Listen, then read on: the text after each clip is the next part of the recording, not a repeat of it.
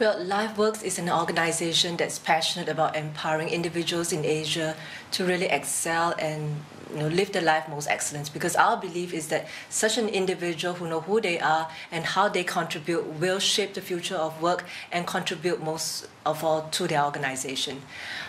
And from LifeWorkz perspective, we are different because we are very forward-looking. We look for cutting-edge approaches and technologies so that when we work with our clients will always be ready for the future. The next thing that I think is very unique about us is that we are a solely Asia-based grown organization, and we work within our context. All our solutions, the way we have our engagement, and the way that we innovate with our clients is really based on the rich culture and the rapidly developing economies that we have around us.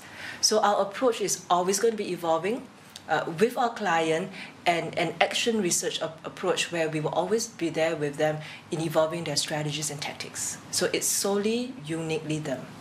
In the early 2000s, when we started the firm, and we chose to focus on work, life, gender, and generations, individuals were looking at us, and individuals, experts in their field tell us that, why are you doing this? You should really be doing leadership development and teams. Well, it's born out of my own story. When I first started work, I was very blessed to start working with a female managing director in a Japanese firm. And this is 20-something, 30 years ago. For me, that was inspiring.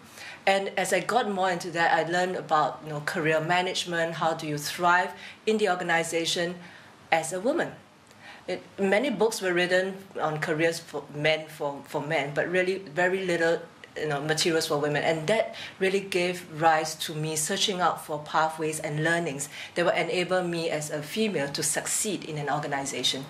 That began my roots in offering gender-related programs and really look at gender strategies. And further out right now, as we work more with our clients, really look at gender-balanced strategies, both men and women. The area that we chose next was the area of work-life. My own encounter was I had very wonderful bosses, and I held global roles. And one of the challenges was really to develop your personal life when you're always on the go. So it came to a point when I was about to get married, and at that point in time, we decided one of us would have to stay grounded in Singapore. Both of my husband now, my fiance then, also had a global role, so we were always traveling. And I was the one grounded. But it gave me an opportunity then to be working with a very forward-looking organization and CEO to look at experimenting on work-life strategies. And this is in the late 1990s. Look at work-life strategies for both attracting and retaining men, women, the young ones, and retaining my baby boomers. And it was a wonderful experience because through it all, I held down a full-time position. I did my double masters. I have my 3 boys. And I realized that it is possible to have work life and thrive even in your workplace, depending on how you work around and how the organization support your work and life responsibilities. And I know that is a strategy that needs to be in place, and it works. The last point, really look at generations. I was looking after an outfit where we have the very young ones, 19 to 20-something years old, attracting them into the organization, making sure that they are engaged and retaining them. At the same time, looking at my very experienced staff, and we don't want to lose the institutional knowledge. But more importantly is how can we put all of them together and have them work effectively as a team. So we began to experiment, what does it mean to manage a diverse team, a diverse generational team, and the different strategies that needs to take place. All in all, as I began to do more research in this, I realized smart organizations, contemporary organizations who look beyond the problems that they have to solve right now into the possibilities of future. These are some of the features that that is really the cornerstone of their organization. And that's when I decided that if I were to start a firm, it will really focus on these areas. So work, life, gender, and generations, leading to a more contemporary organization.